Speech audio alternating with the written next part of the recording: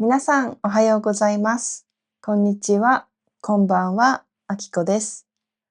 今日は2025年の日本の流行語を紹介します。流行語というのは、ある時にたくさん使われた言葉です。この動画では2025年に日本で何が起きたのかが学べます。ぜひ最後まで見ていってください。まず、流行語大賞について説明します。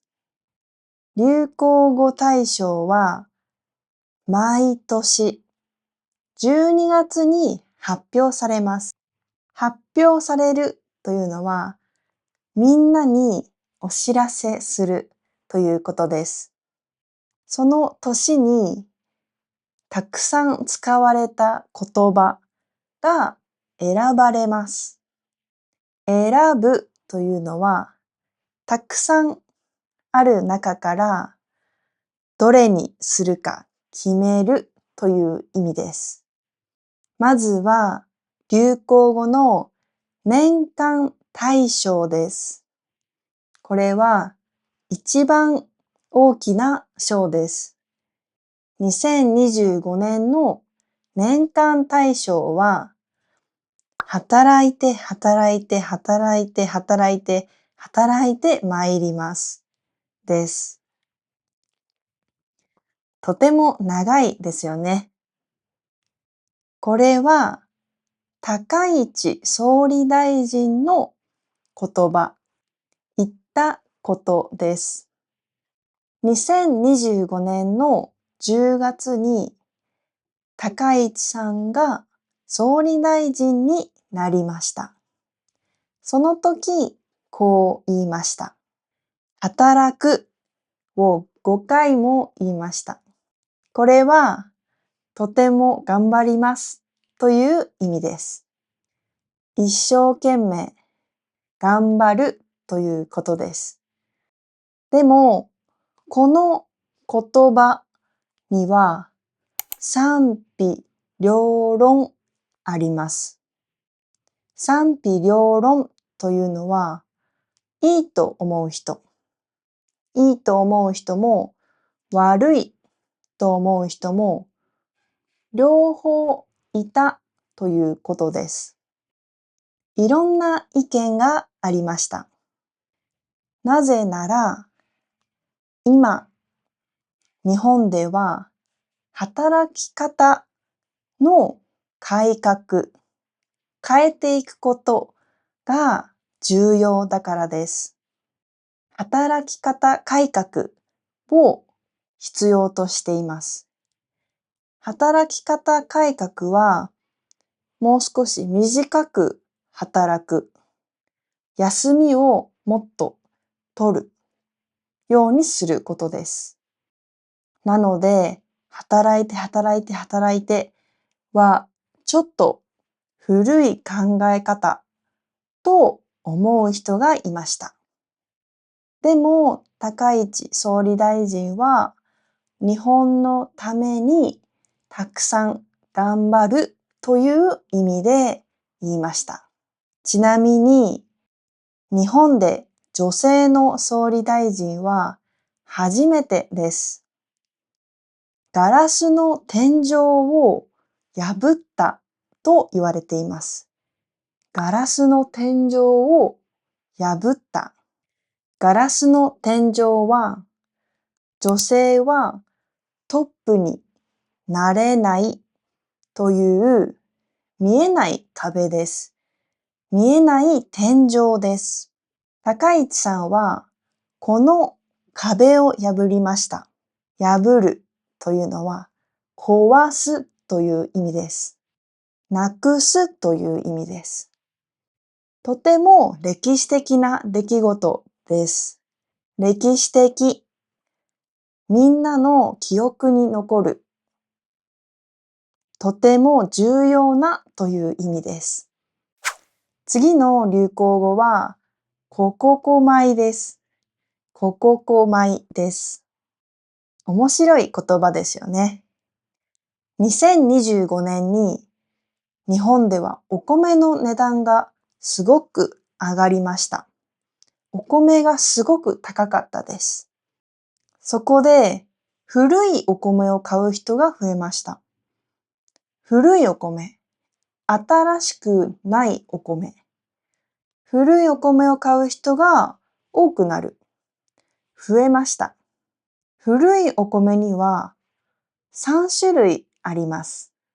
古米が1年前のお米。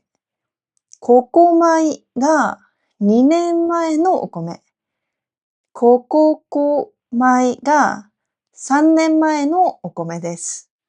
3年前のお米なので、古古古米です。古いお米は新しいお米より安いです。値段が低いです。なので人気でした。日本人は毎日のようにお米を食べます。なのでお米の値段は重要です。